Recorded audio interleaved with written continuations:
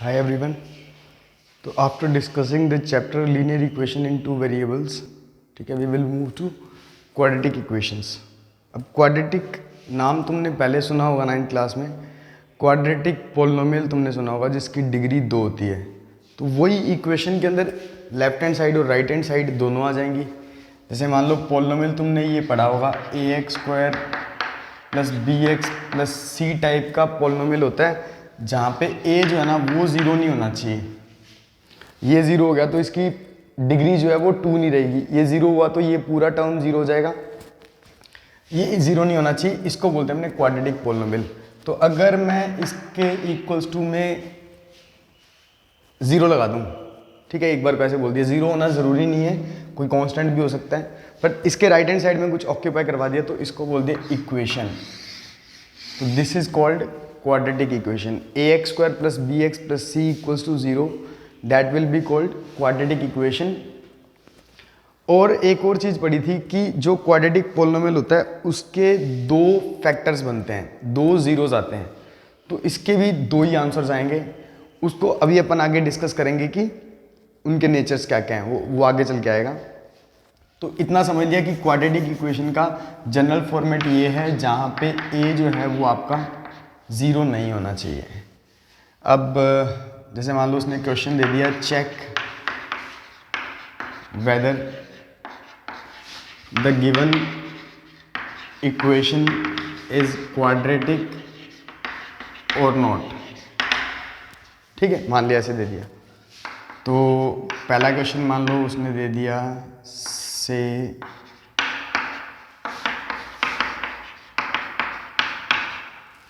ऐसे करके दे दिया. ठीक है, तो डायरेक्टली तो नहीं बता सकते, इसको हल करेंगे, सॉल्व करेंगे. इसको सॉल्व कर लिया, यहाँ पे होल स्क्वायर खोला तो a² plus b² minus 2ab, a² plus b² plus 2ab लगा लिया. ठीक है, अब ये 5 से 5 तो कट रहा है, उसके बाद ये x² से x² कट जा रहा है. अब आपको आगे सॉल्व करने की ज़रूरत ही नहीं है, मतलब इस इक्वेशन में x² तो नहीं आ रहा, कहीं भी x² नहीं आ रहा, तो नॉट अ क्वाड्रेटिक इक्वेशन. एक बात तो ये कि x² का कोफिशिएंट आना चाहिए. दूसरी बात एक और चीज़ ऐड करो कि x³ का कोई टर्म नहीं आना चाहिए. मान लो यहाँ पे लिखा हुआ है dx³, तो वो क्वाड्रेटिक इक्वेशन नहीं होगी, वो फिर क्यूबिक इक्वेशन हो जाएगी. ठीक है ना. हाईएस्ट डिग्री जो है वो एक तो x का वो हाईएस्ट पावर है वो 2 रहना चाहिए, और दूसरा x² का कोफिशिएंट कभी भी ज़ीरो नहीं होना चाहिए. ठीक है, तो please pause the video and note this down. ठीक है, तो ये तो क्वाड्रेटिक इक्वेशन की पहचान बता दी मैंने कि एक तो x² का कोफिशिएंट ज़ीरो नहीं होना चाहिए, दूसरा जो इक्वेशन दी हुई है उसमें ज़्यादा मैक्सिमम जो पावर है x की वो 2 होनी चाहिए. उसके बाद अपने देखते हैं methods of solving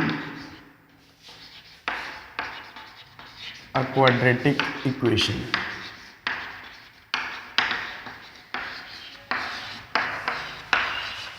quadratic equation को सॉल्व करने के मेथड कौन कौन से हैं. तो फर्स्ट मेथड से आप इंट्रोड्यूस्ड होगे बहुत अच्छे से, फैक्टराइजेशन, और it is also called mid term splitting. ठीक है, एक बार डिस्कस कर लेंगे. Second method is completing square method.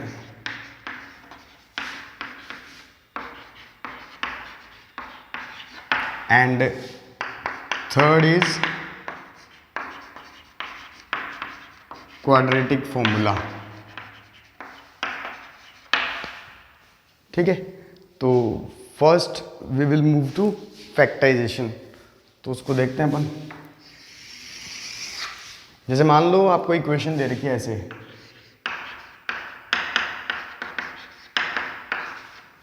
इस टाइप से. ठीक है, क्वाड्रेटिक इक्वेशन है, x² का जो कोफिशिएंट है वो 2 है.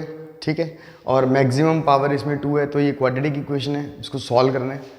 तो उसके लिए क्या होता है, इसको आप जनरली देखोगे तो ये ए है और ये सी है, ठीक है। ए की बात करूं तो वो 2 है और सी की बात करूं तो वो 3 है। अच्छा एक बार यहाँ लिखा मैंने ऐसे करके, मान लो कुछ भी लिख दिया, ठीक है।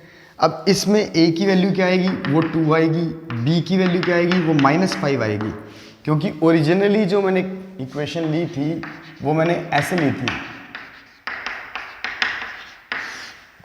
ठीक है।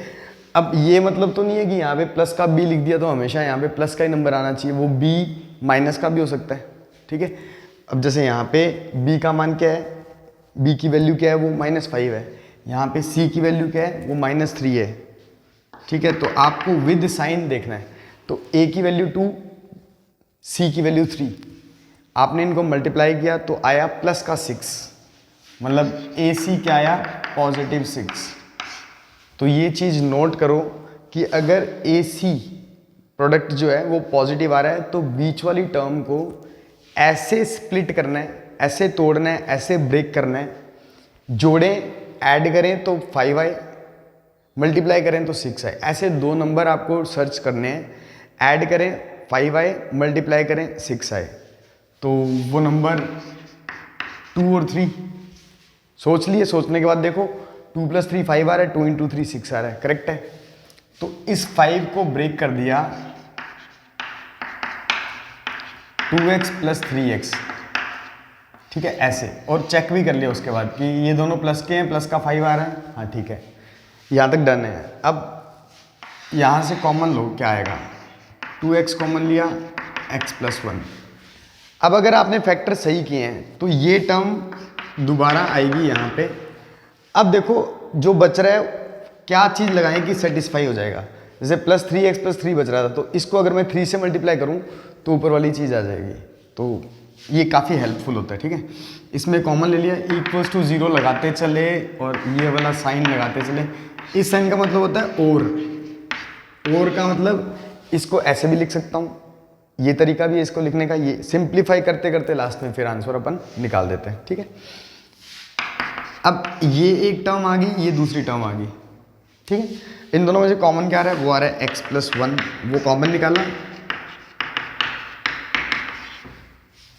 अब या तो ये 0 है या ये 0 है, तो x + 1 को 0 रखा और 2x + 3 को 0 रखा, तो यहाँ से तो आ गई x की वैल्यू -1, यहाँ से x की वैल्यू आ गई -3/2।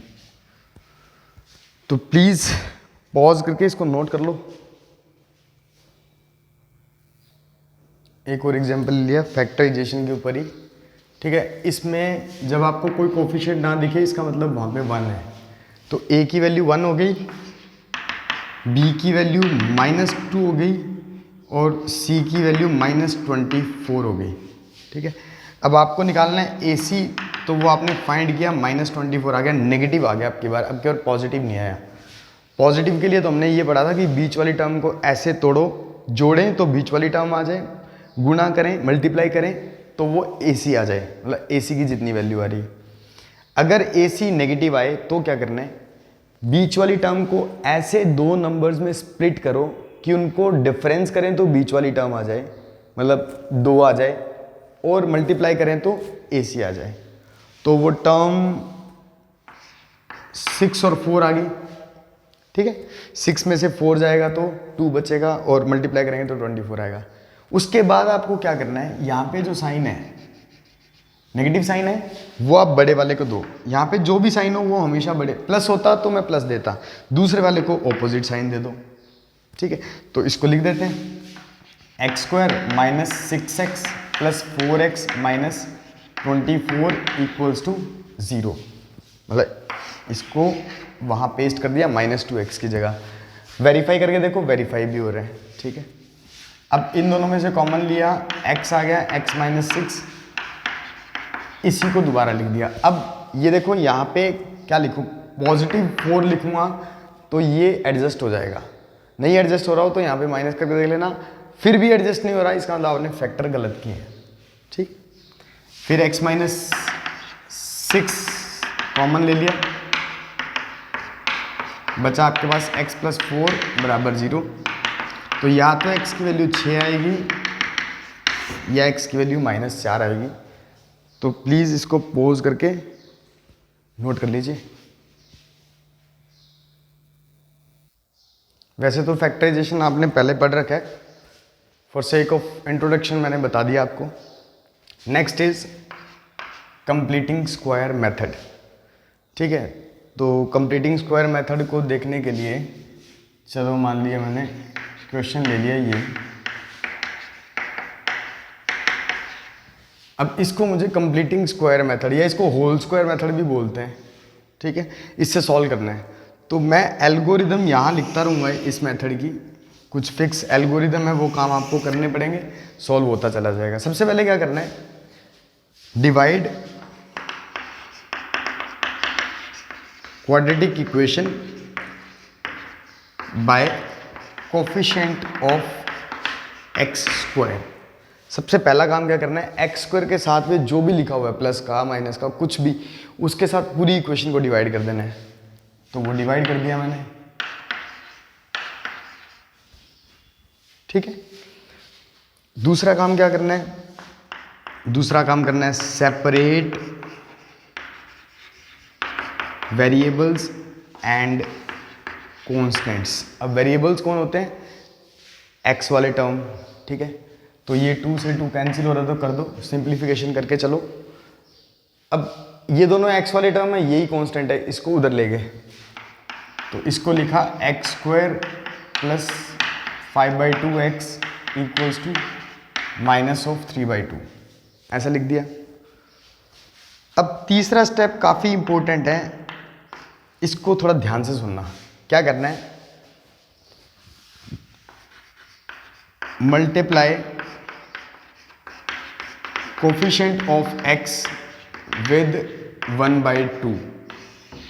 ये 1/2 फिक्स रहेगा हर क्वेश्चन के लिए। And square the result. ये काम आपको रफ में करना है साथ में। क्या करना है, चलो इधर थोड़ा सा रफ स्पेस बना लिया। x के कोफिशिएंट को उठाना है 5/2, इसको हमेशा ही हाफ से मल्टीप्लाई करना है, मतलब ये, और इसका कर देना है स्क्वायर। ये काम आपको रफ में करने के लिए बोल रहे हो। वो कह रहा है multiply coefficient of x with 1/2 and square the result. जो भी रिजल्ट आ रहा है उसको स्क्वायर कर दो। फोर्थ स्टेप में क्या किया, add result of third on both sides. फिर क्या किया, ये जो रिजल्ट आया है इसको दोनों तरफ जोड़ दिया। और तुम्हें पता होगा इक्वेशन में दोनों तरफ मल्टीप्लाई, डिवाइड, सब्ट्रैक्ट, ऐड कर सकते हैं, उससे कोई फर्क नहीं पड़ता इक्वेशन पे। तो मैंने क्या किया, एक्स स्क्वायर प्लस 5/2 एक्स तो दिया हुआ था यहाँ पे, इक्वल्स टू में -3/2 था। यहाँ से जो रिजल्ट आया है वो आया है 5/4 का होल स्क्वायर। वो मैंने दोनों तरफ ऐड कर दिया।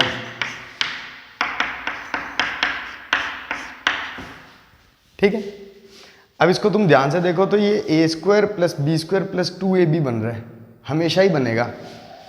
तो ये बन जाएगा x प्लस 5/4 का होल स्क्वायर।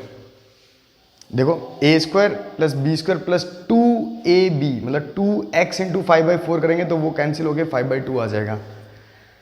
दूसरा इसमें एक ट्रिक भी है, किसी स्टूडेंट को नहीं समझ में आ रहा है कि a प्लस बी का होल स्क्वायर बन रहा है, तो वो क्या कर सकता है, स्क्वायर वाली टर्म उठाओ, मतलब स्क्वायर वाली टर्म कौन कौन सी होगी, 5/4 और x, ये उठाया और ये साइन देखा, ये वाला साइन, ये प्लस का लिखा हुआ है, प्लस का लगाया और होल स्क्वायर लगा दिया।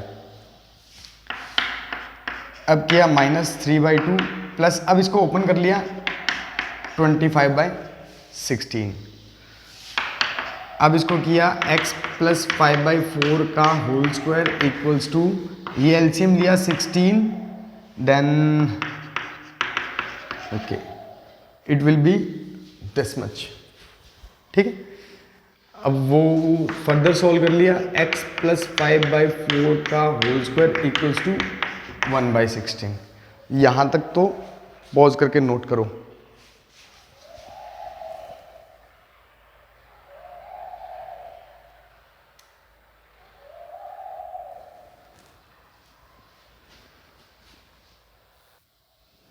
अब इसको फर्दर सॉल्व करने के लिए क्या करेंगे, यहाँ से स्क्वायर हटा देंगे। स्क्वायर हटाया तो यहाँ पे रूट लगेगा और प्लस माइनस का निशान लगेगा। ठीक है, प्लस माइनस का निशान क्यों लगता है? अच्छा, कुछ स्टूडेंट इसमें कंफ्यूज रहते हैं। मैं बोलता हूँ √4, इसका मान कितना आएगा?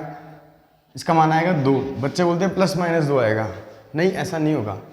√4 का मान तो 2 ही आएगा।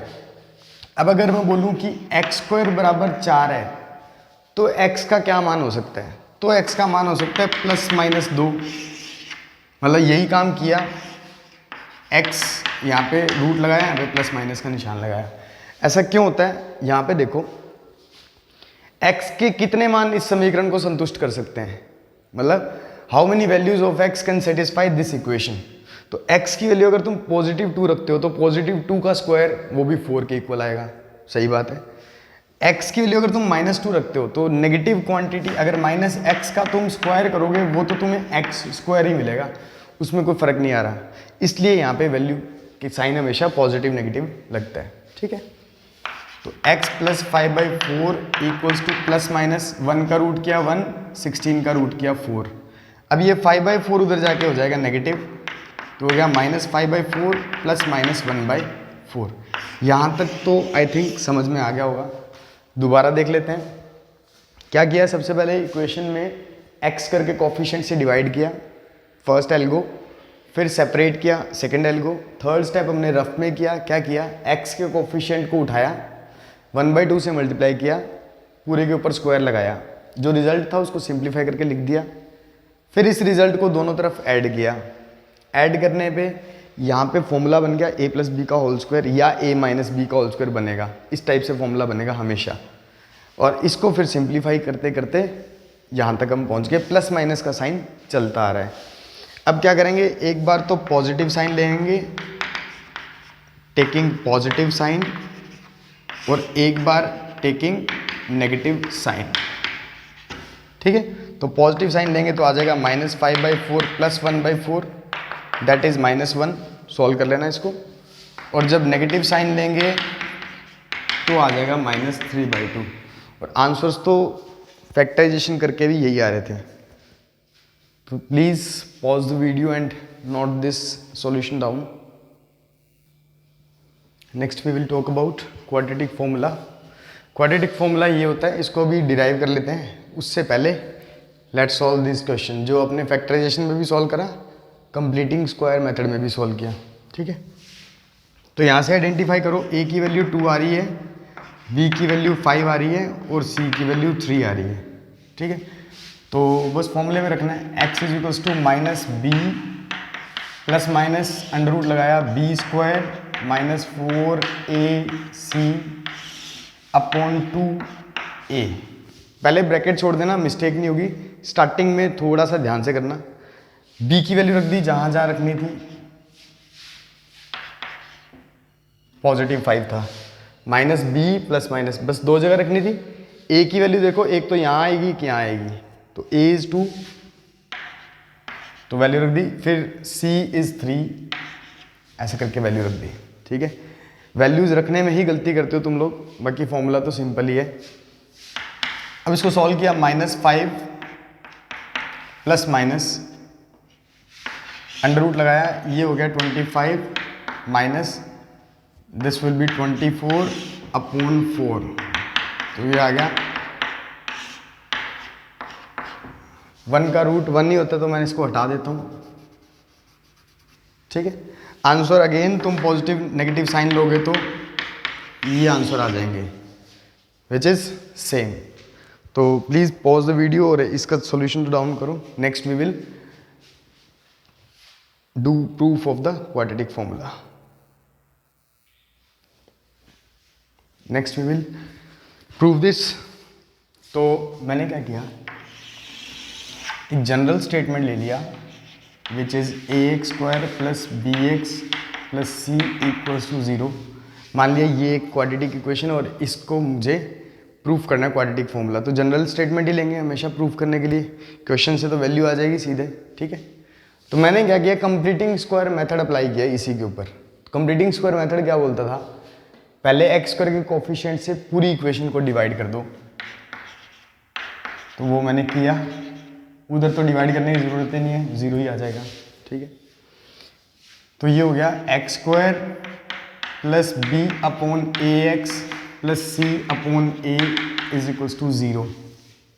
फिर क्या करना होता था, एक्स वाले एक तरफ कांस्टेंट दूसरी तरफ, मतलब वेरिएबल्स एक तरफ कांस्टेंट्स दूसरी तरफ, तो फिर दिस में भी return as x square plus b by a x sorry is equals to minus c by a. फिर क्या करना था, x का कोफिशिएंट उठाओ, फिर उसको 1/2 से मल्टीप्लाई करो और पूरे के ऊपर स्क्वायर लगा दो, वही किया,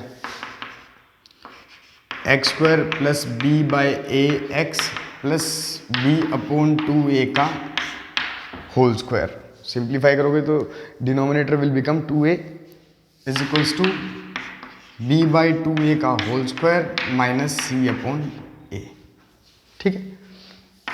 यहाँ पे you can again check a square plus b square plus 2ab type चीज़ बन रही है, तो इसको लिख दिया a प्लस बी का होल स्क्वायर, यहाँ से मैंने किया तो b square upon 4a square minus c upon a. यहाँ तक तो कोई प्रॉब्लम होगी नहीं। अब एलसीएम लिया, चलो इसको यहाँ सॉल्व कर दिया, x plus B upon 2a का होल स्क्वायर बराबर एलसीएम जो आएगा वो आएगा 4a स्क्वायर, ठीक है। फिर ये आ जाएगा b square minus 4ac, 4a square को a से डिवाइड करोगे 4a बचेगा, वो c से मल्टीप्लाई होगा। अब मैंने स्क्वायर हटाया तो वहाँ पे रूट लग गया, square root of B square minus 4ac upon 4a square. ये टर्म जो है 4a स्क्वायर, ये स्क्वायर रूट से बाहर आ सकती है, इसके ऊपर पूरे के ऊपर स्क्वायर नहीं लगा हुआ, तो यहाँ पे अंडर रूट रह जाएगा। तो इसको सॉल्व किया, x plus B upon 2a is equals to plus minus B square minus 4ac upon ये रूट से बाहर आके 2a हो जाएगा, क्योंकि 2 का स्क्वायर और a का स्क्वायर वो जब रूट से आएंगे तो उनके स्क्वायर कैंसिल हो जाएंगे, 2a बच जाएगा। अब इसको देख लिया, ये इधर जाके नेगेटिव होगा, minus b upon 2a plus minus B square minus 4ac upon 2a, 2a common आ रहा है, कॉमन ले लिया, बचा क्या वो लिख दिया, ये स्क्वायर है, ठीक है। तो ये फॉर्मूला आपका जनरेट हो गया कंप्लीटिंग स्क्वायर मेथड को यूज़ करके। तो please pause the video and note this down. अब बढ़ते हैं अपने कि x के जो आंसर्स आ सकते हैं वो कैसे कैसे आ सकते हैं, मतलब नेचर ऑफ रूट्स या solutions of a quadratic equation. तो तुमने प्रीवियस क्लासेस में एक चीज़ पढ़ी होगी कि अंडर रूट के अंदर नेगेटिव वैल्यू नहीं आ सकती, मतलब under root -2 is non real, या इसको बोल सकते हैं डज नॉट एग्जिस्ट, ये वैल्यू एग्जिस्ट, या फिर इसको बोल सकते हैं इमेजिनरी, ठीक है। ये एक इमेजिनरी क्वांटिटी, काल्पनिक संख्या है, ठीक है। तो 3 टाइप के नेचर होते हैं रूट्स के। तो पहला नेचर तो अपन को यहीं से मिल गया कि बी स्क्वायर माइनस 4ac, ये जो वैल्यू है ये अगर नेगेटिव हुई तो रूट्स कैसे होंगे, सॉल्यूशंस कैसे होंगे, वो इमेजिनरी होंगे। अगर यहां पे नेगेटिव वैल्यू आ गई तो, ठीक है, पहली बात तो ये है। दूसरी बात, अगर बी स्क्वायर माइनस 4ac ये वैल्यू पॉजिटिव हुई तो रूट्स विल बी रियल। और मैथमेटिक्स में क्या क्या हो सकता है, पॉजिटिव हो सकता है, नेगेटिव हो सकता है, जीरो भी हो सकता है। यहाँ पे रियल आएगा एंड डिस्टिंक्ट भी आएगा। अभी इसको थोड़ा और ब्रीफ में देख लेंगे। पहले जीरो वाला केस देख लेते हैं। अगर b square minus 4ac zero आ गया है ना, नेगेटिव आ गया तो इमेजनरी हो गए, पॉजिटिव आ गया तो रियल और डिस्टिंक्ट हो गया। अगर जीरो आ गया तो क्या होगा, रियल एंड इक्वल। अब इस बात को ऐसे समझो, मान लो यहाँ पे नेगेटिव आ गया, सपोज इस तरह से कोई वैल्यू बन गई, ये दोनों तो रियल है, ये इमेजनरी है। तो अब इस क्वांटिटी को अपन प्लस माइनस तो कर नहीं पाएंगे, तो रूट्स एग्जिस्ट ही नहीं करेंगे, ठीक है, इमेजनरी रूट कहलाएंगे वो। ये तो होगी फर्स्ट पार्ट की बात। फिर मैंने बोला बी स्क्वायर माइनस 4ac अगर पॉजिटिव हो, मान लो ये प्लस का 3 हो गया, तो ये क्वांटिटी कैसे आएगी, -5 प्लस का साइन लेने पे ये और माइनस का साइन लेने पे ये, तो ये दोनों आंसर्स अलग अलग हैं। डिस्टिंक्ट का मतलब क्या होता है, डिफरेंट। रियल भी हैं और डिफरेंट भी हैं, ठीक है। फिर मैंने बोला अगर ये जीरो ही हो जाए, मतलब ऐसा हो गया -5 प्लस माइनस √0/2, तब तो कुछ प्लस माइनस होगा ही नहीं, तब दोनों आंसर्स क्या आएंगे, सेम आएंगे, -5/2 -5/2, या इसको ऐसे लिख लो -b/2a -b/2a। तो फॉर्मूला वाइज देखूं तो ये अगर जीरो हो गया तो बच रहा है सिर्फ ये वाला एक्सप्रेशन, तो यही एक्सप्रेशन दोनों आंसर्स के लिए सेम हो जाएगा। I hope this would be clear to you. Please pause the video and note the nature of roots.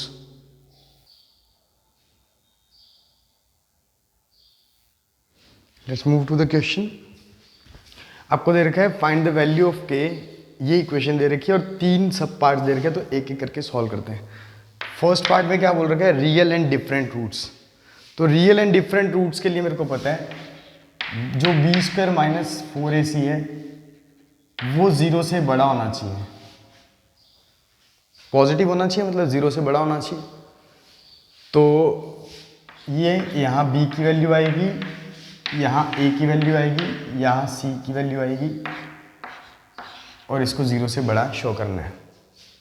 b की वैल्यू आई वो k आई, इसकी वैल्यू आई 4, इसकी वैल्यू आई 25, ठीक है, वैल्यूज रख दी सारी। अब फिर लिख दिया इसको k square minus this will be 400 greater than 0, k square greater than 400, ठीक है। अब आपको k की वैल्यू निकालनी है। k की वैल्यू क्या हो सकती है, सोचो पहले तो, इक्वेशंस तो तुमने यूज़ की हुई है, ये चीज़ सोचो क्या हो सकती है। अब इसमें क्या हुआ है, k स्क्वायर की वैल्यू 400 से ग्रेटर है, तो आप क्या करोगे, या तो k जो है वो 20 से बड़ा होना चाहिए, 20 नहीं हो सकता, 20 से बड़ा होना चाहिए, या फिर k जो है वो -20 से छोटा होना चाहिए। इसका तरीका क्या है, आपको ये पता है कि अगर ये k स्क्वायर बराबर 400 होता तो आप फट से लिख देते ये आंसर है, ठीक है। अब क्या करना है, नंबर लाइन पे आपको इधर माइनस का 20 बना लेना है, इधर प्लस का 20 बना लेना है। अब जब भी ये ग्रेटर देन का साइन हो तो आपको बाहर के चेक करने हैं, बाहर के मतलब 20 से बड़ा या -20 से छोटा। तो ये आपका सॉल्यूशन हो गया फर्स्ट पार्ट का, ठीक है। अगर ये सेकंड पार्ट होता तो यही सॉल्व कर लेते हैं, ये इक्वल्स टू का साइन आ जाता, ये भी इक्वल्स टू का साइन आ जाता, ये भी इक्वल्स टू का साइन आ जाता, ये भी इक्वल्स टू का साइन आ जाता, यहाँ भी और यहाँ भी। बहुत आसान हो जाता क्वेश्चन, ये सॉल्व हो गया, ठीक है। तो यहाँ तक पॉज करो, फिर अपन इमेजिनरी रूट्स की बात करते हैं, ठीक है। लास्ट पार्ट ये इमेजिनरी रूट्स है उसमें, तो उसमें क्या होगा, बी स्क्वायर माइनस 4ac जो है वो जीरो से छोटा होगा। तो ये सारे मैंने लेस देन के साइन अप्लाई कर दिए, ठीक है। अब लेस देन में क्या होगा, ये जो k की वैल्यू होगी ये -20 से तो बड़ी होगी पर 20 से छोटी होगी। इसका क्या तरीका है, वही आपके आंसर जो आ रहे थे वो -20 और 20 आ रहे थे, मतलब -20 और 20 आ रहे थे जब आपने इक्वल्स टू 0 मेंटेन किया था। अब वैल्यू जो है वो अंदर वाली आएंगी, क्यों? क्योंकि यहाँ पे लेस देन का साइन है। जब यहाँ पे लेस देन का साइन हो तो वैल्यू अंदर वाली, जब ग्रेटर देन का साइन हो तो वैल्यूज़ बाहर वाली। जितना याद रखें, ये इस क्वेश्चन का सॉल्यूशन हो गया। तो please pause the video and note this down.